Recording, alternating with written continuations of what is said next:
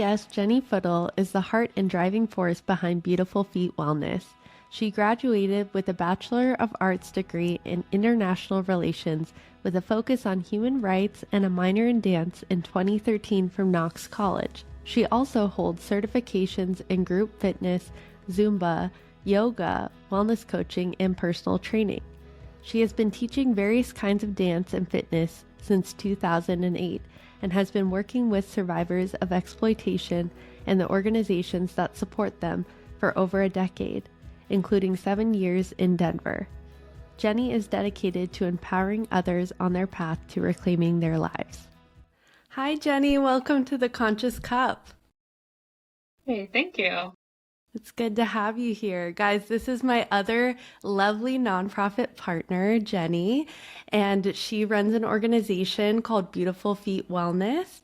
So I'd love to just have you start us off by kind of telling the audience how that started, how it formed, and what inspired you to do this.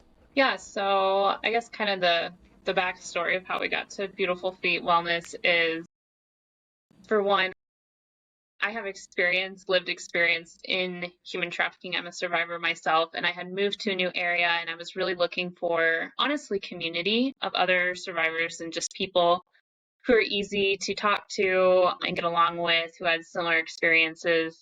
Not that we talk about them all the time, but it's just a more comfortable zone when you're with your people, your tribe. So I started volunteering at different safe houses that serve this population, and really just to make friends and build community and give back to that community. And on the side, I had a full-time job, but on the side, I taught fitness classes and wondering, like, what could I do volunteer-wise for them?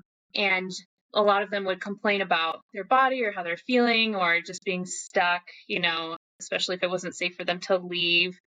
And so I started teaching fitness classes at these different safe houses, and then personal training with them, or even taking them occasionally to the YMCA or out to a park or something, and just really helping them move. And it was so impactful that they asked me to come more often, do it more. More organizations started to ask me, and I honestly just ran out of spare time to volunteer. And so really felt God calling me to do this work more full-time. I remember thinking, like, oh, if I could do this work, I would be here more if I could, but I have to go to work. And so God really removed that barrier, and I started a nonprofit to free me up to do this work full-time. That's amazing. Yeah, you just kind of went for it. So I love that. And yeah, all at the basis, I feel like, of community. I mean, we're in a time or an epidemic, as you would call it, of loneliness. So we're not meant to do life alone. So I think that's really cool that that was your initial sort of spark. You were just looking for that yourself, and you helped create it for yourself. So I love that. I would love to hear you also kind of you mentioned a little bit about your heart for it, but what would you say to someone who's like, what is your actual mission for Beautiful Feet Wellness? So Beautiful Feet Wellness, we help people heal holistically. And when we say that, we mean body, mind, and spirit. And so we fill a lot of gaps that exist in current services. So a lot of organizations, they will help with housing or job skills. And, thankfully, we've come to understand that counseling and, mental health is a huge part of the healing process. But the things that have happened to survivors of human trafficking, like the things that have happened to them, are very physical in nature, and no one was addressing their body and its healing as well. I think sometimes we, kind of shy away from helping people heal spiritually. There's a lot of moral injury that happens in trafficking situations, things you're forced to do or you have to do or you end up doing that are against who you are as a person. And so there's a lot of moral injury that happens there too. And we don't focus as much on healing that because, as we know, like when we engage people spiritually, it's can be very personal, very tricky, especially a lot of survivors have spiritual trauma as well. And so just not shying away from those areas that maybe aren't getting addressed as much in a traditional care setting. And we really focus on like helping people with long-term care and also helping people who are still in, who haven't made the jump out because services don't exist as much for them. We see a lot of service providers right on the other side saying, we're right here when you're ready. But if you don't have those real relationships before you get out, there's no trust and there's no safety knowing that like it's actually going to work or you're actually going to be there for me when I do make the jump. And so we just provide that kind of buffer for people as well. You know, once you exit those emergency care services, whether it's a 6-month or a 2-year program, a lot of your support drops off and the journey's far from over at that point. And so we've just really decided to come along other people who are like, I want to do this for the long term, and I acknowledge I still need help. It just looks different. And so we provide a lot of those long-term care aspects as well. I love that. And going back to the mentorship piece for, I guess, women who are still in the industry, how would you say you typically go about that? Is it just like over time you've kind of organically grown those relationships and you've just sort of fallen into this mentorship role? Or are there people outside that you bring in to mentor these women? Yeah, I think it happens a few ways. One is that it takes on average 7 times for someone to actually successfully leave. And so there's a lot of lapse or relapse, especially after you get out of an intensive program. You know, it's hard. And so there is a lot of that. And so just saying like we see you, we still care about you, we don't think you failed, and we're still walking with you even if you did go back to your old situation or a different version of it, you know, and just having grace and space that it takes time and a lot of effort to get out. And so that's how we engage in a lot of those as well. A lot of people don't realize they're being trafficked until much later, till years after they actually exit the situation. And so we engage with people where they're at. That's why we really have broadened our language to include sexual exploitation or forced labor. So using some terms that people do identify with and acknowledging that that's where they're at and that they need support in that moment in order to make a change in their life.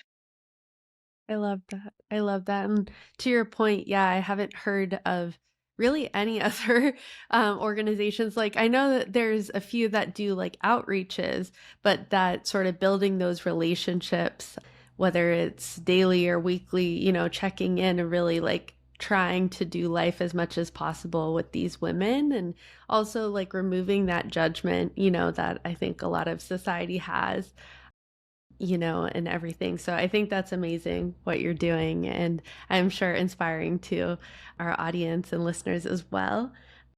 So I'd love to hear too about some of the challenges you faced with what you're currently doing and just getting it up and running as an entrepreneur yourself. What are some of the biggest challenges you faced? Honestly, a lot of the challenges I think I faced getting it up and going is being a person of color and Native American, and also being a person with lived experience. Those come with some challenges. For one, I live with a disability, and so just seeing other business leaders model what leadership looks like for them is super helpful. And I essentially went to work for a startup for about a year before I started a nonprofit so I could get a better taste of what that looks like. Worked right under the founder. It was really beneficial for helping me, you know, figure out what this could look like. But then just checking in and realizing like I need to move at a different pace and it's going to look different for me as a person with a disability and also as a woman of color. I was working under a white male. And so there's just things that don't translate quite over. And then a lot of Yep. businesses are built, you know, from, and a nonprofit is a business, right? And so a lot of businesses are built Yes. from the foundation of getting your family and your friends to support you. And when you've left all of that and you don't have that, it's a barrier to getting off the ground, to be honest. And then just realizing that, you know, a lot of people of color don't come from demographics where there is that financial support in your Yeah. community, you know, and being in a Mm. community of survivors as well. Like, you know, we would love to support people to the moon and back, but it's just not there. So I think that was a huge barrier, is literally getting off the ground of being like, I, don't come from a good foundation of maybe financial support or even, as much social support, knowing that I have to do Yeah. things differently, or that like as a person of color, I see the world from a different perspective that's maybe contrary to the majority culture of success and standards, and having to grapple with that. Like, how do I, I don't want to compete. How do I coexist? Working with organizations Yeah. that were initially really protective of the survivors they were working with. Like, these are our survivors. And I'm like, I don't have any intention of taking them from you. Just want to like Yeah. enrich, Yeah. what you're doing, and like Yeah. give them a soft landing when they do get out of your program. And so Yeah. I did a lot of the good things that happen is I did do a lot of like essentially alumni programs for different nonprofits. Mm. They consider me like their alumni program. So figuring out how you work with them, when there's just some question about what are you up to, and yeah, finding that support is really huge, and just kind of navigating some new territory. I mean, it's already new, like starting a business is new territory as is, but then Yeah. you add on the other layers I mentioned, and yeah, it's a journey for sure.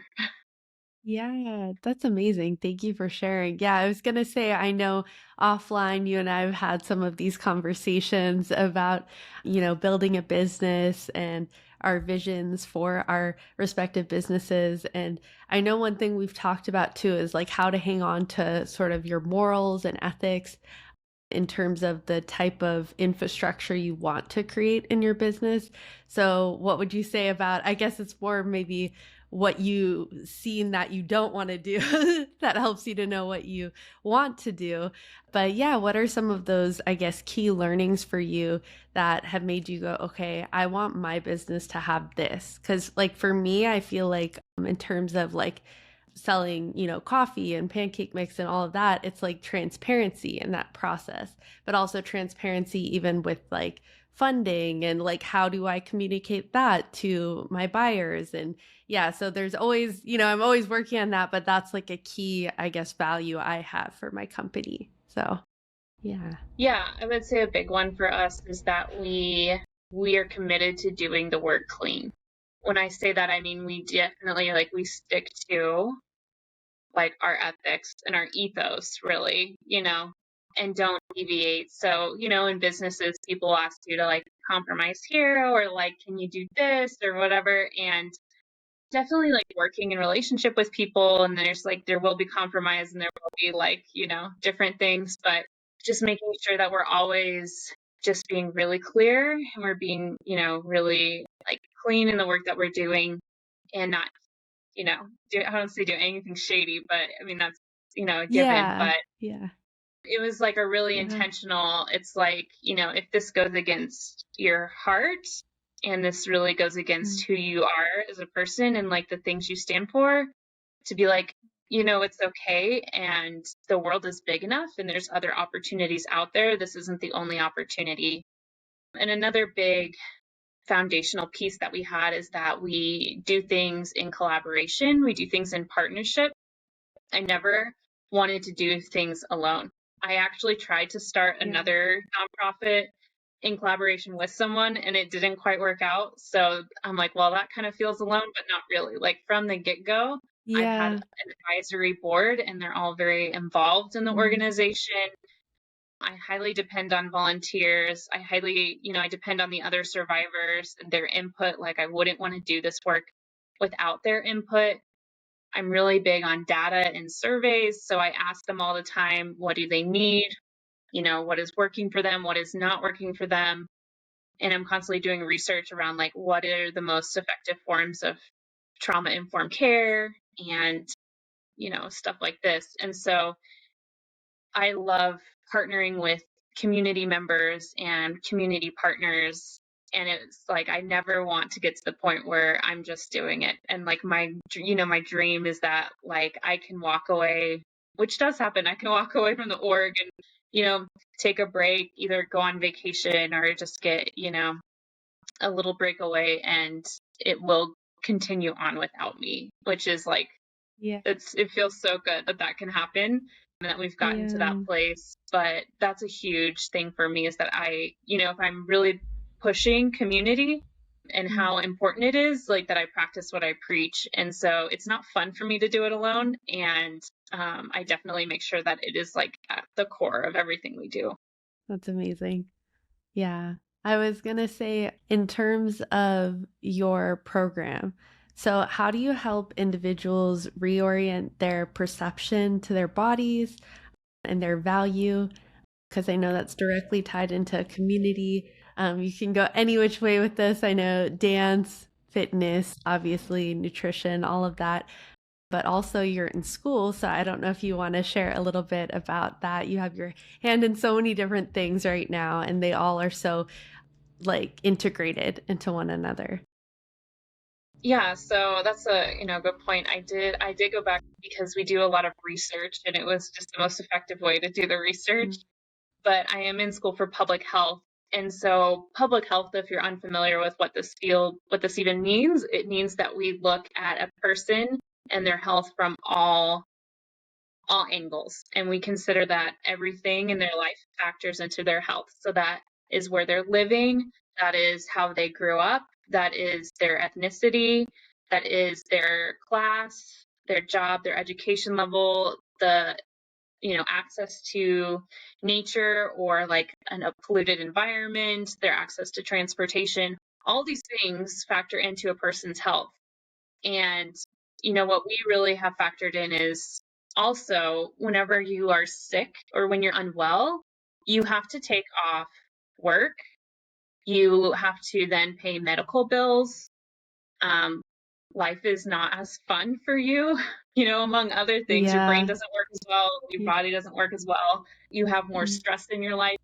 And so acknowledging that we need to address health before someone gets to the doctor or before they need medical care, or actually helping them economically advance in their life by attending to their body and their physical needs before it's an issue or addressing the issues that already exist to help keep them, showing up for their lives, right? And whenever you're sick, you can't show up for your life. And so Yeah. we do a lot of physical healing. We do a lot of fitness, dance, a lot of the things that we do help people get back in touch with their body. Survivors tend to be very dissociated from their body, and they may not even be in touch with their body, and they may not even know when something's going wrong until it's really, really wrong. And so helping them just get back in touch with their body so that their body can also heal from the trauma and all these things is really important and for their healing process as well as for their health and for their mind. Things that you can do like, aerobic exercise, you can actually build new brain cells, which helps your brain function better, and build those new connections. And it helps with like your cognitive function, anywhere from your response time to your ability to come up with creative thoughts or creative solutions to problems, to think about things from a state of calm instead of a state of heightened awareness. And whenever you experience a lot of trauma, you operate from the back part of your brain, which is like your survival brain, and you're meant to operate from up here, which is like your rational logical part of your brain that helps you think about things clearly. And so helping people and exercising with people takes them from out back here and helps them move to back and operating from this space so they can really better show up for their lives, and even their interactions with people are more honoring to them as a person. So there's a lot there, but it's definitely like an untapped field, I feel like for Yeah. people to explore.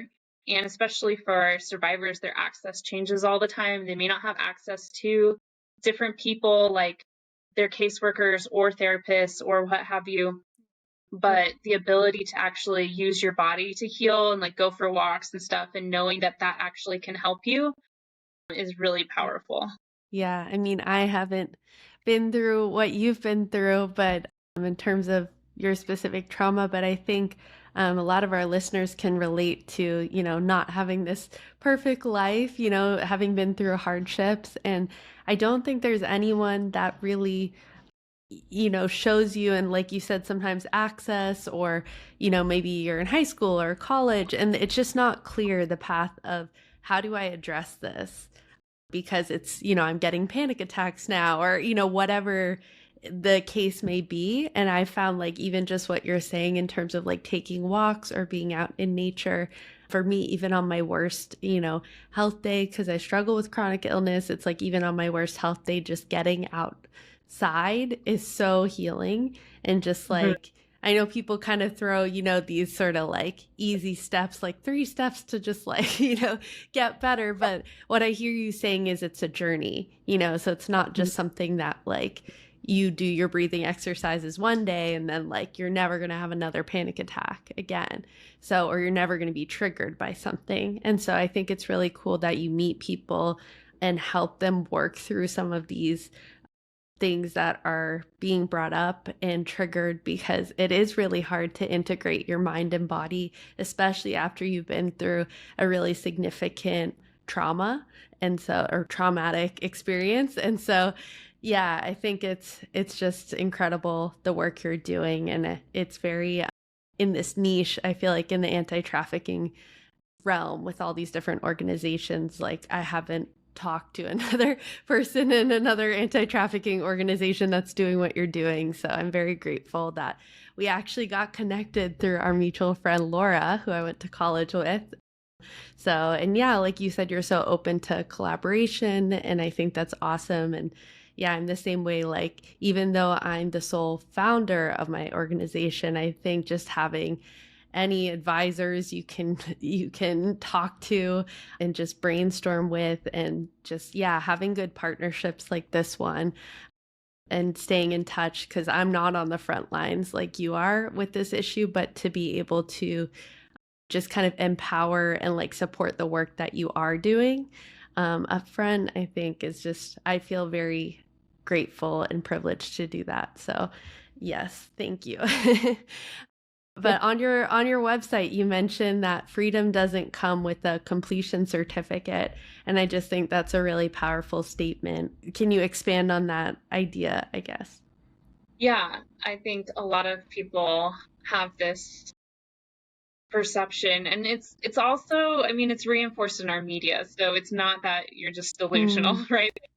There's a reason people yeah. have these thoughts, but the thought is like, as soon as you're, rescued from trafficking or you get Mm, out, mhm. that you're free and your life should be great, and like, you should be so thankful and just be able to like go forward. And that, it's just not the case. It's not all sunshine and rainbows after that. And I think we have to grapple with that. Like, it's a grieving process, as crazy as that sounds, but you have left part of your life. And with that part of your life, you left a lot of yourself there too. And so picking up the pieces and healing takes time, and it doesn't happen overnight. And much like the grieving process, you can think you're good after about 3 months, and then 6 months later, it's just something new will hit you, and you're like, oh, Yeah. now I have to deal with that. And then there's all these new things that come with, like reintegrating into normal life, as we call it, is a whole different way to live. And paying different bills, or taxes coming out of your paycheck, that's a big one that really surprises people whenever they first start getting like a legit check. And realizing you couldn't just do the math versus your like pay per hour and that's what you're coming home with. Like, it doesn't work that Yeah. way. So there's all these surprises Yeah. around the corner as Yeah. well. Yeah. For trauma, what happens to your brain is like you're in survival mode. So you're not even thinking Mm, about all the traumatic things for the most part, like you're just yeah. surviving. And then like when the post traumatic stress sets in, then your brain's like, oh, we're safe. So now we can process all these terrible things that have happened to us when you were just, trying to go about your new life. And then all of a sudden you're having to Yeah. deal with, things coming up from the past that now you have to deal with. So it definitely is like always a journey. You're always running into new things, and a lot of things are harder, because you don't have that strong foundation of support or people or education or whatever. And so you're trying to just, build that. And when everyone has quite a few years on you, right? Like if you spent X amount of years Yeah. being trafficked, the world kept going on without you, and now you're this much older Yeah. and having, and you're playing catch Mm. up. So yeah, just a Mm. lot of, things that come with that, but definitely you'll never like arrive, you'll definitely get to thriving, Yeah. but it's Yeah, still a that was my journey. next question. How do you move from that place, to thriving? But I guess you just answered it. I mean, there's never an end zone where you're like, I've reached it. But would you say, like, in your personal journey, it's gotten a bit easier to manage just the different things that come up and regulate your nervous system and help your body to just, to ground yourself over time? Would you say like that's been in your personal experience or yeah. Yeah, I definitely, we really help people move from surviving to thriving is one of our big Mm, things, and not just getting I love by. I that. think for me personally, Mm, there's been a few things. The research has come out that relationships, real relationships, like a mm, few key relationships are very important to your healing. And mm-hmm, honestly, counseling is not even really effective if you don't have key relationships in your life. mm, And so those are very important. So I've actually really worked to build in key relationships and community into my life. And I've been really thankful that I have those key relationships with people in my life that really help me build resilience, help me build a sense of safety. Safety is a big need for a lot of survivors, whether it's like, top of mind or not, but it's like a core need that you have. And so really building in those relationships, really building in that community has been huge for me. And I think the more you get educated about what has happened to you and you can like put names to things is really important. And then knowing what you can yeah, do about it. So empowering you to be like, oh, whenever I feel this way or when this thing comes up, I can go do this, to help yeah, myself, or I know how to resource myself rather. And so these things are very helpful to knowing like this works for me, this doesn't. I know that if I go for a walk, this is going to help XYZ, or if I yeah, do a breathing exercise or what have you. And then also, I think moving into a space where you have grace and space for yourself is really huge, because you put so much pressure on yourself to succeed, to overcome, to thrive, to you name it. And the world does too, puts a lot of pressure on you to live up to a certain standard. And whenever you're able to give yourself grace, then you're not attacking yourself, right? And yeah, so a lot of yeah, my thriving has come from like, it's okay to have bad days. A lot of mm, survivors, like, it was never okay to take a rest or sleep, yeah, or even, mm, have a bad day whenever you were, mm, in the life or whatever. And so now being out and saying, like, it's okay, and I think for mm, survivors, like, a new thing we've been really focusing on is the difference between a lapse and a relapse. And, it's like, did I just have like a slight back shift because I was operating out of my trauma brain, but now I'm back to my healthy brain and realizing like that's not actually what I wanted to do. That's not actually who I am.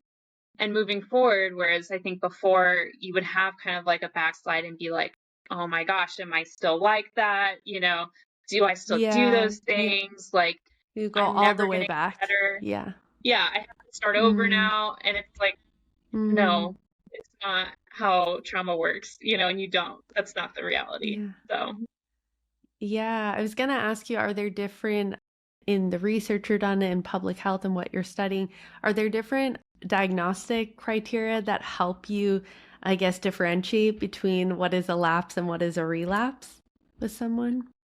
there's not. It's a new Okay. concept. We were talking about, me Yeah. and a few other survivors on a panel Mm, when we were talking and being interviewed by different nonprofit organizations on harm reduction. And so harm reduction is a whole field okay. that's been researched, as far as like you'll let them smoke because at least they're not doing heroin, right? Instead Yeah, of like giving yeah, them cold turkey, right? So harm reduction. yeah, right. And so it's the Mm, same thing. It's like, are you freaked out whenever a survivor has a thought, or, gets on an mm, old social media platform they use to talk to someone, or they do reach out to someone, it's like, are you cutting them off and saying, well, clearly you're not ready. Clearly you don't want to heal, which actually a lot of service providers say to them, which is very harmful. But honestly, they're just trying to regain. So some of the research is that they're trying to regain a sense of familiarity. When you choose something new, it really triggers your stress response. And so often, like kiddos, who have come from abusive homes, like they'll often try to recreate that situation because it's familiar, even if it's not healthy. And so giving space to be like, are you just trying to find comfort, or are you trying to find something familiar for your brain subconsciously? Yeah. Or is this really like we're going all the way back in? Okay. Harm reduction. Okay, that's a new one for me to hear. So, yeah, it sounds like there needs to be more research around that and more study around that. So that's really interesting. Wow. Wow. Yeah. So, I mean, just wrapping up here, I'd love to hear just what are some of the next steps or any upcoming projects or events. I know you guys just had a run or a marathon, I think it was. So, yeah, to raise money. But yeah, what's happening with Beautiful Feet Wellness? I know you also came out with a book, so if you'd like to talk a little bit about that too. Yeah, I did. Moving into the next year, it's pretty exciting. So we are doing the run again, which is great because it's a Amazing. 5K, 10K, and we invite other nonprofits into the space. So it really goes back to that community aspect of like sharing the space, not competing. So we raise Yeah. money And for it's in actually a whole Denver. slew. It's in Denver, but you can do it Yeah. virtually. Yeah, don't worry. Okay. So, and Okay, we'll send you a cool. t-shirt. Cool. So, um, Amazing. I mean, but yeah, everyone hear that. we run for like a whole slew of nonprofits, not just ours. We raise money for a Yeah. whole group of nonprofits, and it's a community event. Mm-hmm. We also, we started hosting retreats based on feedback we got from survivors, wellness retreats, which has been really healing. And so we're hosting a couple of those this year, a few more of those this year on top of our normal programming. And then, yeah, I just came out with a book earlier this year. My first book, it's a book of poetry that I had written throughout my life. And so it's a interesting journey.